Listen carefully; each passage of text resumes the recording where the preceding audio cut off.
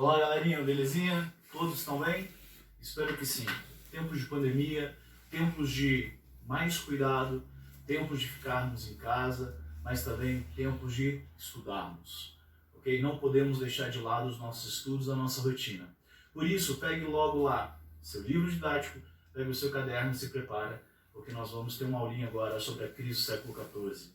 Mesmo período que nós tivemos uma grande epidemia chamada peste negra, peste bubônica, que dizimou cerca de 1/3 da população europeia. Ok? Então, tempos de cuidado, mas também tempos de estudos. Estou esperando vocês.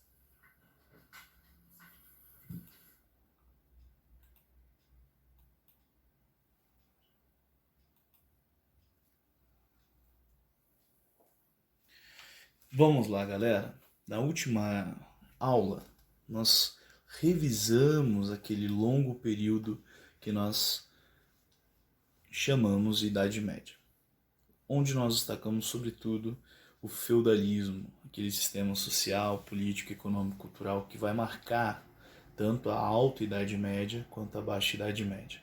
Quando nós falamos da Baixa Idade Média, nós destacamos o período do Renascimento comercial romano, o surgimento da burguesia, o movimento das cruzadas, mas agora nós vamos destacar um período um tanto maldito, como ele é conhecido na historiografia, ok? Então, quando nós falamos da crise do século XIV, nós estamos falando de crise do feudalismo, nós estamos falando de doenças, epidemias, nós estamos falando de morte, de fome, de revoltas.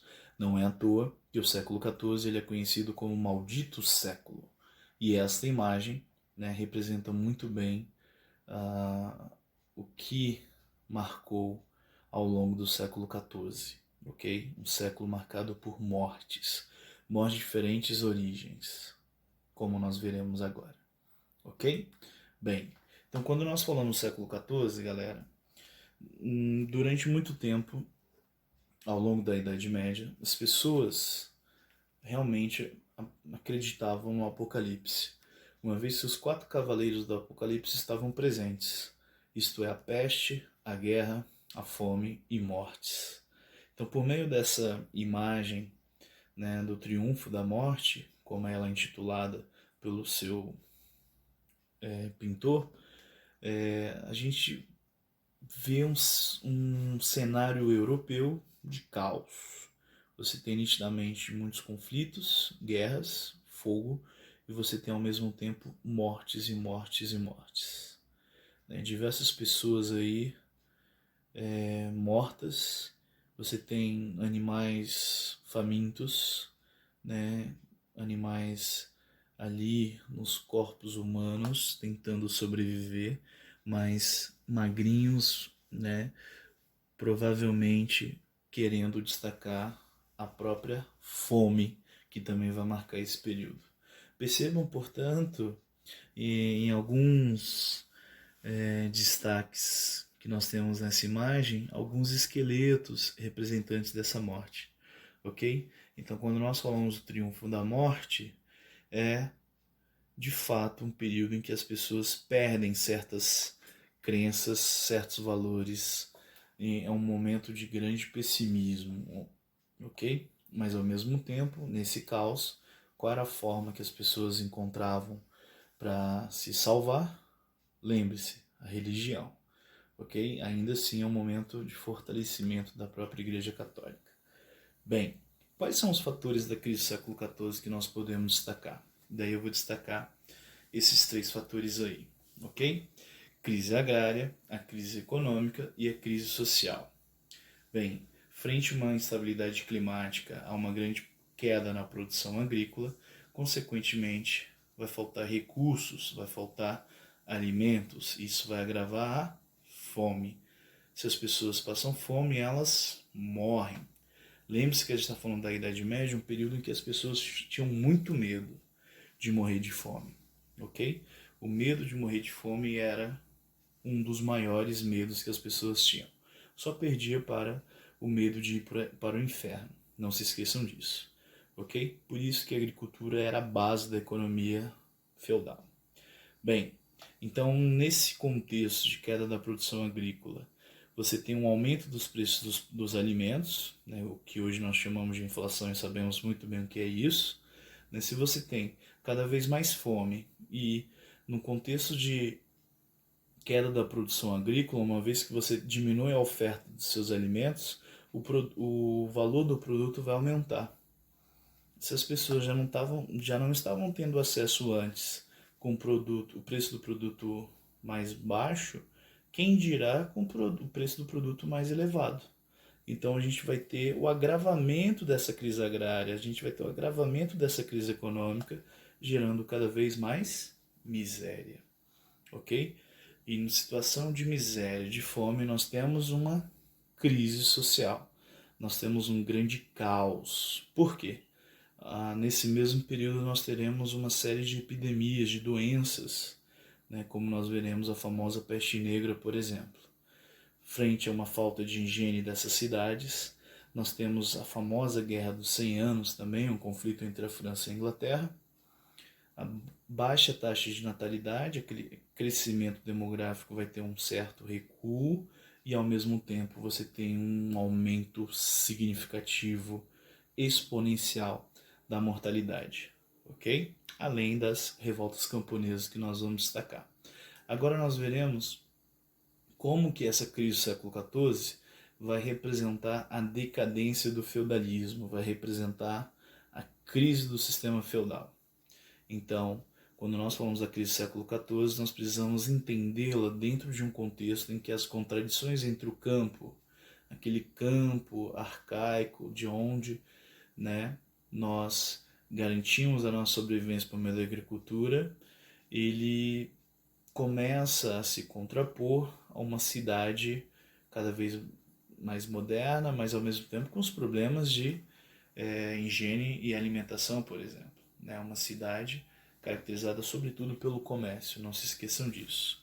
Bem, de toda forma, é nesse contexto do século XIV que a fome vai se alastrar pela Europa, ok? E ao mesmo tempo nós temos aí a disseminação de grandes epidemias. A peste negra, a peste bubônica, por exemplo, né, vai dizimar um terço da população europeia, ok? Além disso, nós temos a Guerra dos 100 Anos, que é um conflito que vai durar décadas. Como o próprio nome diz, Guerra dos 100 Anos, que vai durar pelo menos 100 anos, uma vez que não é um conflito ininterrupto. Você tem alguns momentos de pausas aí, por isso que, cronologicamente, ela dura 116 anos, de 1337 a 1453, ok? De toda forma, apesar da fome, apesar dessas epidemias e da própria Guerra dos 100 Anos, você tem um recrudescimento, um fortalecimento da exploração feudal sobre os servos. Os nobres senhores feudais não queriam perder essas relações de servidão. Então, vai cobrar mais impostos, vai cobrar mais trabalho desses camponeses que já estão morrendo por guerras, por epidemias e por fome. Eles, obviamente, irão se revoltar. Eles vão sair desse campo marcado por esses senhores feudais, por esses nobres falidos, ok? Então perceba que quando nós falamos da crise do século XIV, nós estamos falando desse maldito século. Um século marcado por fome, por pestes, epidemias, por guerras e revoltas. Vejamos agora cada uma delas detalhadamente. Não é à toa que nesse período do século XIV, né, nesse período da Idade Média, nós temos como uma oração medieval muito conhecida a seguinte: da guerra, da peste e da fome, livrai-nos, Senhor. As pessoas imploravam piedade ao Senhor para serem livradas da guerra, da peste e da fome, ok? Lembre-se disso. Bem, quando nós falamos da fome, eu gostaria de destacar, sobretudo, a chamada Grande Fome. Entre 1315 e 1317, nós tivemos um período em que um número significativo de pessoas morreram por conta da fome, ok? Mas por que essas pessoas morreram devido à fome? Lembre-se, a produção agrícola, a agricultura, ela não conseguiu acompanhar o crescimento demográfico que era exponencial, ok? Consequentemente, nós teremos uma escassez de recursos, que vai gerar um aumento do preço dos produtos e vai limitar o acesso a esses alimentos. Além disso, nesse momento, né, nessa primeira metade do século XIV, na Europa, nós temos algumas mudanças climáticas significativas. Né? Nós temos um clima mais frio e mais úmido. Isso vai diminuir a pouca produção que já estava em curso. Então, nós temos mais fome, que vai gerar mais mortes. Não é à toa que na iconografia, ou seja, no estudo das imagens desse período, uma das cenas mais presentes é a própria dança da morte. A morte é a única representação da felicidade, mas de uma forma totalmente contraditória. Né? A dança da morte ela sempre está presente nessas iconografias da Idade Média do século XIV. Ok? Porque a morte foi a única beneficiada. Ela teve cada vez mais mortes. Ok? Bem, como nós estamos vivendo um tempo de pandemia, nós sabemos muito bem os efeitos que uma doença, que uma epidemia pode nos proporcionar. Nesse momento do século XIV, nós temos péssimas condições de higiene e de alimentação nas cidades, que vai proporcionar, acabar causando aí algumas epidemias, ok?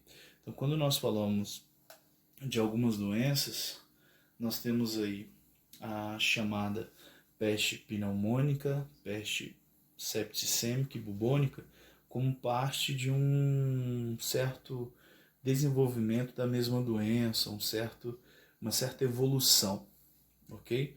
Dessa epidemia. A pneumônica, se ela não tratada, ela acaba afetando o sistema respiratório, né? E daí a septicêmica, por exemplo, ela não tratada, ela afeta a circulação sanguínea. E por sua vez, a bubônica, ela afeta o sistema linfático, que é a primeira forma de infecção. Essas infecções são em forma de bulbos, né? Por isso bubônica. Outrora também chamada peste negra. Por quê? Essas infecções, né, ficam uma coloração preta, negra mesmo, ok? E essa peste bubônica, ela é uma doença difundida a partir da pulga do rato. Então percebam que as cidades, né, com o aumento do comércio, você tem um aumento de circulação de mercadorias. Você tem muito mais facilmente a circulação de uma epidemia, por exemplo, devido ao comércio.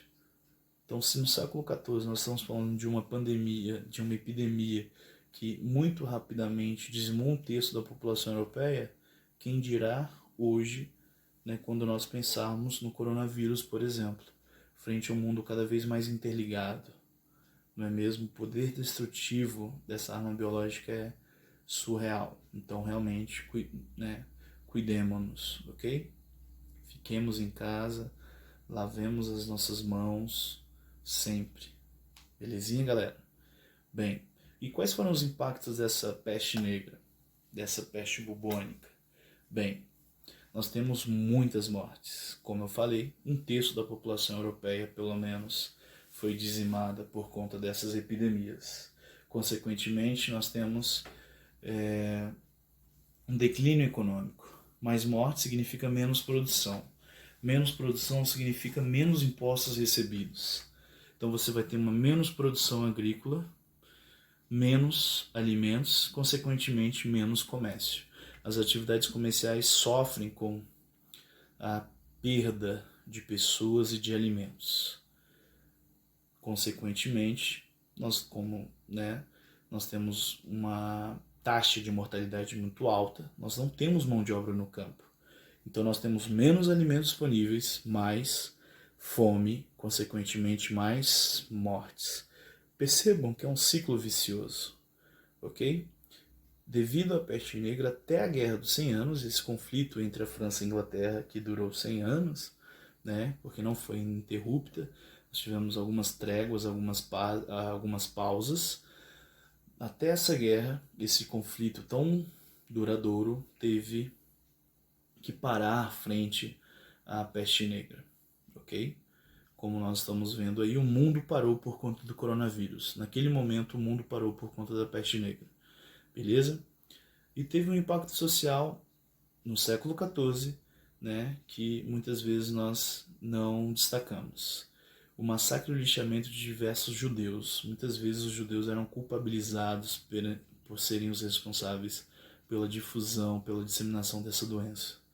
Então nós percebemos que desde então já há um sentimento antissemita, um sentimento contrário aos judeus e ao judaísmo, ok? Bem, muito rapidamente essa peste negra vai se propagar, vai se difundir por toda a Europa Ocidental. Entre 1347 e 1350 é o pior período de propagação dessa doença. Percebam como são esses bulbos, né, no corpo humano, e a peste negra ela não escolhe o grupo social. Camponeses, servos serão os mais atacados, né, porque nós estamos falando de uma sociedade formada majoritariamente por servos e camponeses, mas também membros da alta nobreza, por exemplo, membros de grandes famílias dinásticas também serão contaminados e serão mortos por essa doença. Percebam, portanto, que quando essa doença chegar no clero, membros do clero ou na própria nobreza, em alguns senhores feudais, ela vai gerar um certo pavor, um certo temor, ok? Daí nós temos o famoso doutor da peste negra, né? Eram funcionários públicos do Estado que deveriam tratar essa doença, né? Como eles tinham um grande pavor e não tinham conhecimentos tão avançados da disseminação dessa doença, eles usavam uma série de recursos materiais para se afastar de possíveis contaminações. Então esse bico aí, por exemplo, é uma estratégia para eles não se contaminarem, assim como o uso de luvas e de vestimentas adequadas para isso, né? E vejam como que a morte ali ela está acompanhada por muitos ratos, porque, mais uma vez, a peste negra era contaminada a partir da pulga dos ratos. Então percebam como que as cidades, nesse momento, elas tinham péssimas condições de higiene e de alimentação, ok? Bem, de toda forma, nesse momento, nós temos cada vez mais mortes por conta dessa epidemia. Bem, um outro elemento que vai caracterizar a crise do século XIV, como nós bem sabemos, é a famosa Guerra dos 100 Anos. Né? A famosa Guerra dos 100 Anos que teremos Joana d'Arc, né? Uma heroína francesa que foi até canonizada, virou santa, né? Santa Joana d'Arc. Bem, quais foram os fatores dessa guerra? O primeiro deles é uma questão sucessória do trono francês após a morte de Carlos IV, aquele último filho de Filipe IV o Belo, né, do Império Carolíngio. Não se esqueçam, portanto, que um dos principais fatores foi uma questão de quem assumiria o trono francês, uma vez que Carlos IV, o rei da França, não tinha herdeiros.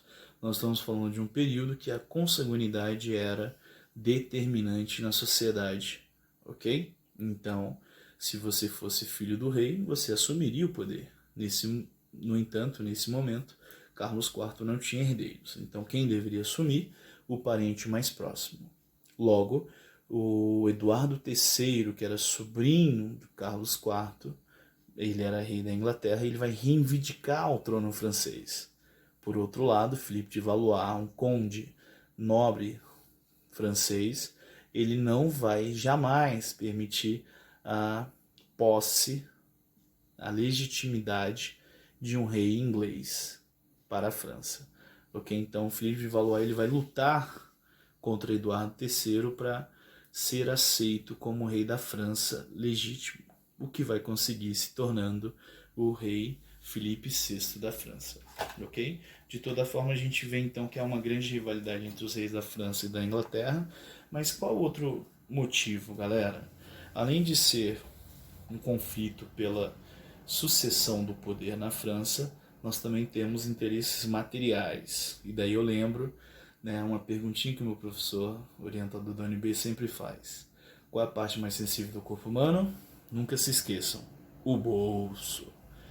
Né? Muitas vezes são os interesses materiais que motivam conflitos e guerras como essa Guerra dos 100 Anos. Então, além dos feudos que os reis ingleses eles possuíam na França, a grande questão econômica desse conflito era a disputa pela região de Flandres. Flandres ainda hoje é uma região importantíssima em termos comerciais, em termos econômicos.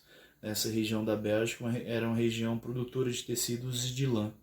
Logo, era uma região de destaque para a França e para a Inglaterra. Ok? Bem, o conflito propriamente, ele teve duas grandes fases. Um momento maior caracterizado, marcado pelas vitórias dos ingleses. Daí eu destaco duas batalhas importantes, Batalha de Poitiers, 1356, e a Batalha de Azincourt, 1415, mas a partir de meados do século XV, a partir de 1429, por exemplo, com a Batalha de Orleans, a gente tem uma grande e decisiva virada francesa.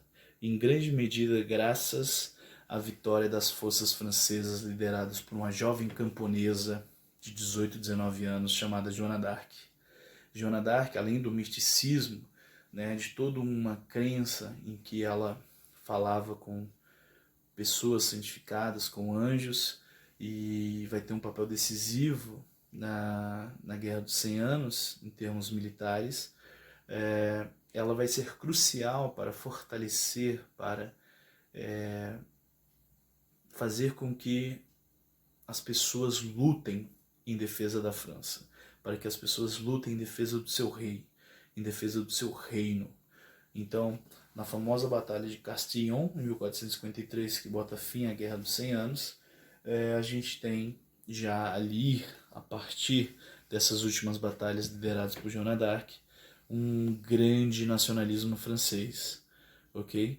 E vejam que Joana d'Arc ela vai acabar morrendo ao longo da Guerra dos 100 Anos. Uma vez que é um conflito entre a França e a Inglaterra, ela vai ser capturada pelos ingleses e vai morrer na fogueira.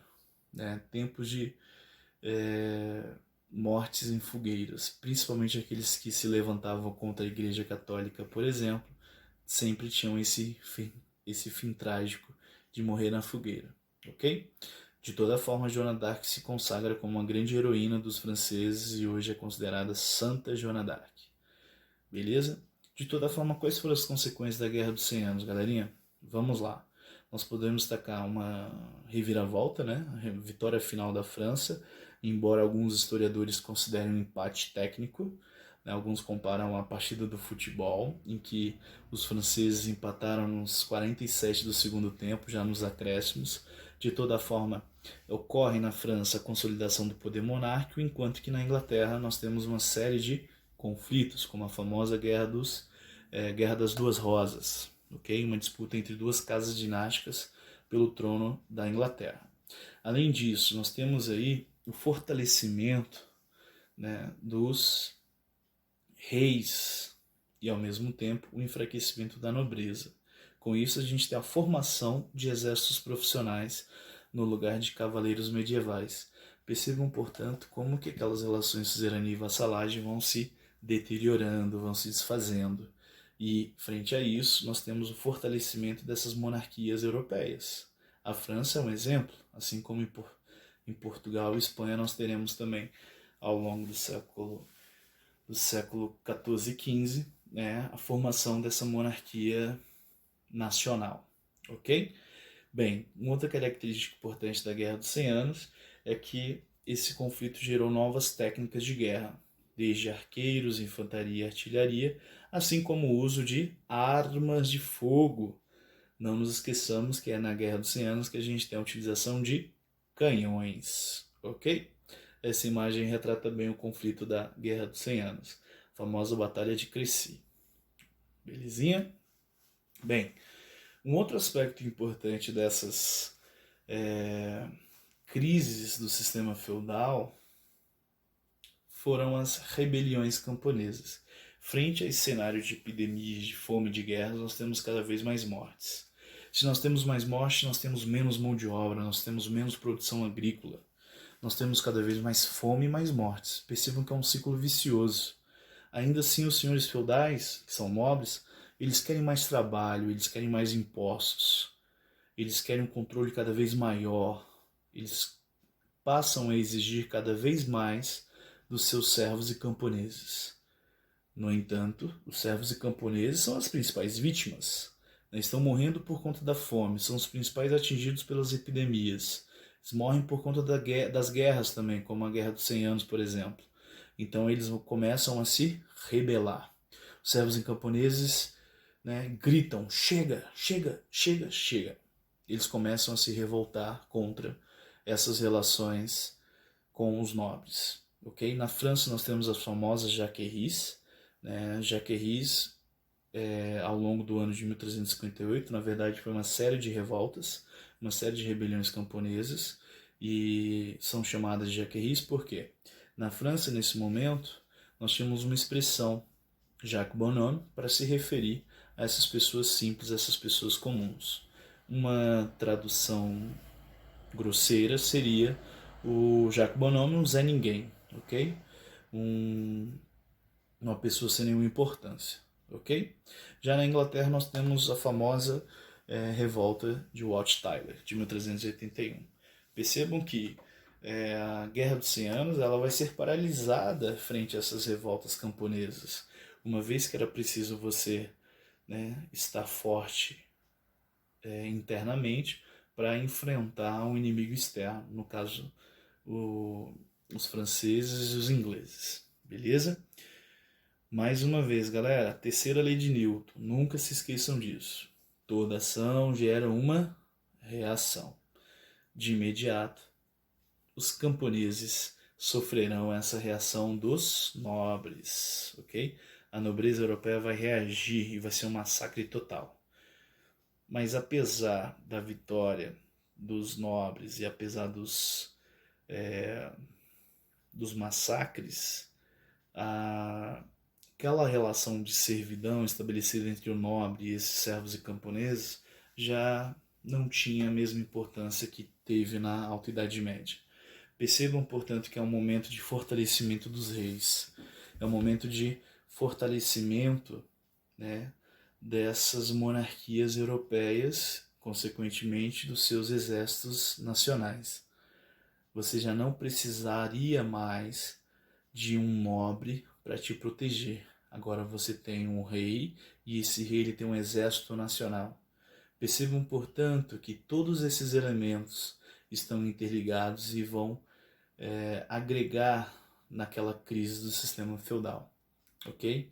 Então, mais uma vez, vejam que as famosas Jacqueries, elas são representantes de uma série de revoltas camponesas na França e simbolizavam o questionamento dos servos e camponeses de uma ordem social vigente e inquestionável até então. Lembre-se da sociedade estamental, da sociedade de ordens, que era justificada inclusive pela própria religião, pelo próprio cristianismo. Ok? Essa foi a crise do século XIV, o maldito século. Não se esqueçam, fome, epidemias, guerras e rebeliões. Para nós colocarmos aí em xeque o nosso conhecimento, vamos testar? Momento exercício, galerinha. Pelo menos um exercício aí para ficar claro, beleza? Aí você tem um trecho de uma canção popular. Nunca bebe o vinho, nem prova migalha do bom alimento. Se ele tiver ganso ou galinha gorda em seu quintal, tudo isso terá de ser do Senhor. Muito feliz será aquele que puder ter seu pão preto em pouco de sua manteiga para comer. Olha só. Ao estudar a sociedade feudal, notamos que ela é uma sociedade de ordens, isto é, formada pelo clero, pela nobreza e pelos servos. Agora responda, qual é o grupo social que está representado nessa canção? Né, de uma maneira bem objetiva, galera. Quem que nunca bebe o vinho? Quem que tem péssimas condições de alimentação, de higiene? Quem que está na base dessa sociedade feudal? Não é o clero, não é a nobreza, não é a burguesia. É o servo, é o camponês, aquele responsável pelo trabalho. A única riqueza que ele possui é sua força de trabalho. Por isso que, alternativa D, ok? Vejam que são servos que estão na base da sociedade e seu único bem que possui é sua força de trabalho. Por meio da servidão. Galerinha, por hoje é isso, ok? Bons estudos, nos vemos em breve.